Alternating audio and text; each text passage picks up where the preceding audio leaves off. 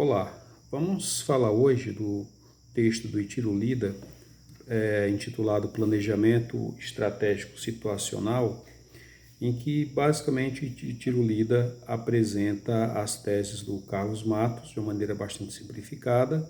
Carlos Matos, que foi aquele economista chileno que formulou a ideia de planejamento estratégico situacional para a América Latina. No texto, Itiro Lida ele faz uma diferenciação entre as formas de planejamento tradicional e as formas de planejamento estratégico situacional.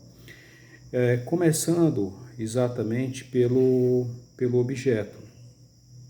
O objeto do plano, no planejamento tradicional, ele é passivo, ou seja, o objeto, por exemplo, a região Nordeste. A região Nordeste torna-se um objeto passivo dentro do planejamento tradicional, em que se diz, por exemplo, que o Nordeste é seco, o Nordeste sofre com as secas.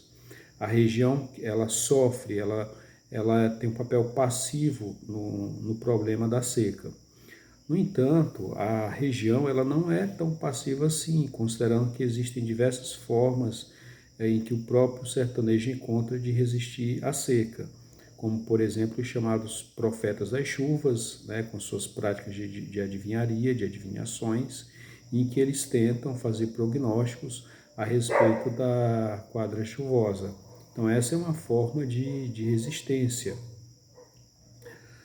Também existem a própria economia local que vai se modificando.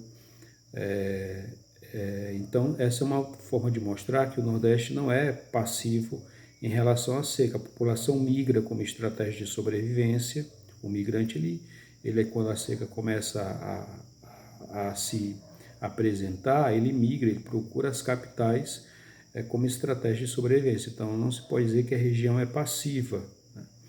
No planejamento estratégico situacional é o contrário.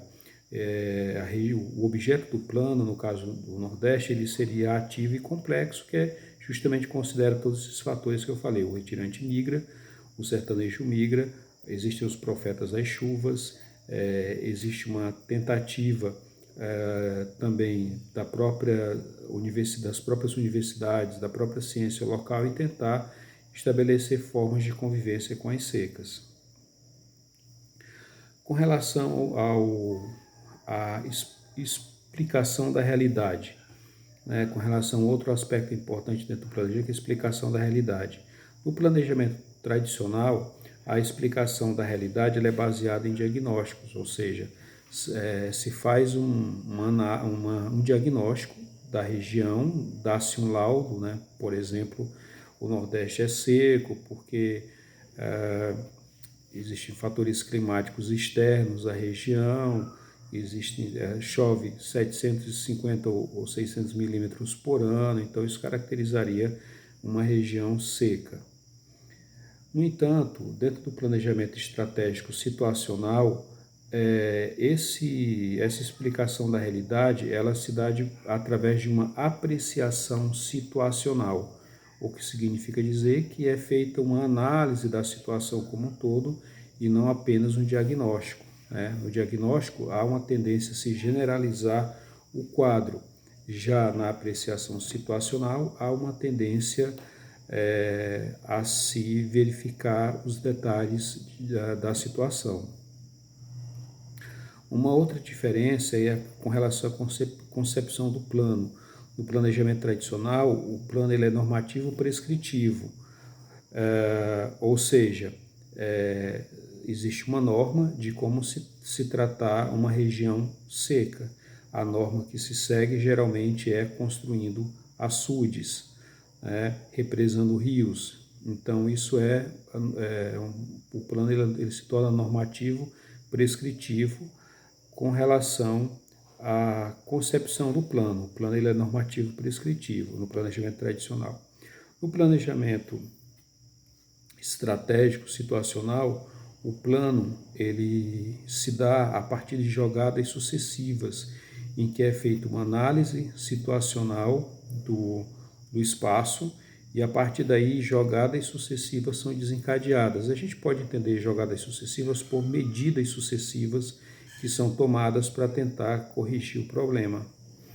Uma outra diferença também importante é com relação à análise estratégica, né? No planejamento tradicional se faz consulta a especialistas, no planejamento estratégico se faz análise de viabilidade.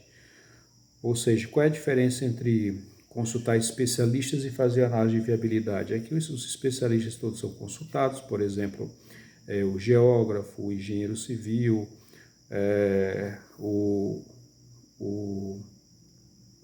climatologista. Então, eles são consultados e dão um diagnóstico. E aí o plano é para dar certo porque foi feita uma consulta aos especialistas que deram esse diagnóstico. No entanto, muitas vezes o plano dá errado porque não é feita uma análise de viabilidade, ou seja, considerar as possibilidades reais de implementação do plano, que, além dos aspectos técnicos, passa também por questões financeiras. Muitas vezes os planos fracassam porque financeiramente falta recurso, o recurso ele é interrompido e o plano precisa ser paralisado. Então, a análise de viabilidade é isso, e é também considerar, na análise de viabilidade, todos os agentes envolvidos no plano, ou seja, verificar se os agentes envolvidos no plano pretendem ou irão colaborar da forma que se espera. Então, muitas vezes se faz um plano, não se considera os agentes envolvidos, no caso do Nordeste, prefeitos, governadores, vereadores, associações civis, da sociedade civil, né, que muitas vezes não são levados em conta nesse processo de planejamento. Um outro aspecto também interessante são os fatores do plano, né? No planejamento tradicional, os fatores são genéricos, ou seja, faz-se uma generalização em relação ao que seja o Nordeste. O Nordeste é seco, foi dado um diagnóstico, pronto, e acabou.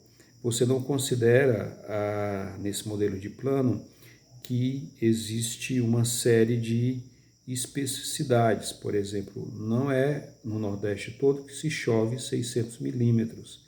Existem regiões que chovem 1.100, 1.200 milímetros, 1.300, o que destoa do modelo de seca, né? Por exemplo, a região no Ceará do maciço de Baturité chove regularmente 1.200, 1.100 milímetros por ano. Quixadá, Quixeramobim, Sertão Central, chove por volta de 700, 650, o que de fato caracteriza um período de estiagem, né, ou de seca. Então essa é a diferença, porque no planejamento tradicional os fatores são genéricos e no planejamento estratégico situacional os fatores são específicos. Um último aspecto que deve ser levado em conta é com relação ao modelo de operação presente em cada um desses planos.